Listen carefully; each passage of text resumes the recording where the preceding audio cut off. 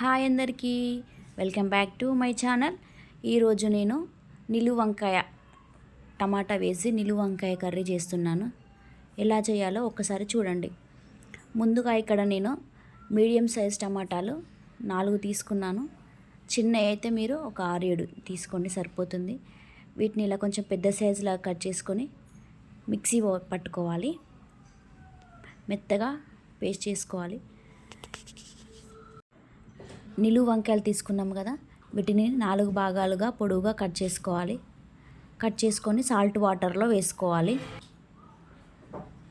అలాగే ఇక్కడ నేను మీడియం సైజు ఉల్లిగడ్డ తీసుకున్నాను. దీన్ని చిన్న చిన్న ముక్కల్లా కట్ చేసుకొని పక్కకు పెట్టుకోవాలి. నేను ఇక్కడ 4 పచ్చిమిర్చి తీసుకొని మధ్యలోకి చీలికల్లా కట్ చేసి పక్కకు పెట్టుకోవాలి. టమాటా ప్యూరీ నాకు ఇక్కడ రెడీ అయింది.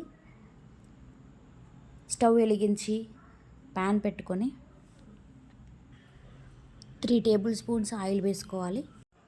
ముందుగా కట్ చేసి పెట్టుకున్న వంకాయలను అందులో వేసి కొంచెం మామూలుగా గోల్డెన్ కలర్ వచ్చేసరికి ఫ్రై చేసుకోవాలి. ఫ్రై చేసుకున్న వంకాయ ముక్కల్ని ఒక ప్లేట్లోకి తీసుకోవాలి. అదే ప్యాన్లో సరిపడినంత ఆయిల్ వేసి జీలకర్ర వేసుకున్నాను. జీలకర్ర కొంచెం ఫ్రై అయిన తర్వాత ఉల్లిపాయ ముక్కలు, పచ్చిమిర్చి ముక్కలు, కరివేపాకు వేసి కొంచెం ఫ్రై అవ్వనివ్వాలి. అవి ఫ్రై అయిన తర్వాత పసుపు, అల్లం వెల్లుల్లి పేస్ట్ వేసి కూడా ఫ్రై చేసుకున్నాను. మిక్సీ పట్టి పెట్టుకున్న టమాటా ప్యూరీ కూడా ఇందులో వేసి దగ్గరికి వచ్చేదాకా ఉడకనివ్వాలి. అది కొంచెం ఉడికిన తర్వాత నేను ఇక్కడ సరిపడినంత కారం, ధనియాల పొడి, సరిపడినంత ఉప్పు, జీలకర్ర మెంతుల పొడి, కొంచెం గరం మసాలా వేసి కలుపుకొని ఒక 5 మినిట్స్ కుక్ అవ్వనివ్వాలి. ఆ తర్వాత ముందుగా ఫ్రై చేసి పెట్టుకున్న వంకాయ ముక్కల్ని కూడా ఇందులో యాడ్ చేసుకున్నాను. యాడ్ చేసుకున్న తర్వాత ఎక్కువగా కలుపుకోవద్దు, కలుపుకున్నట్లయితే అవి విరిగిపోతాయి. సో అది గుర్తుపెట్టుకొని కొంచెం స్పూన్తో అట్లా మామూలుగా కలుపుకుంటే సరిపోతుంది.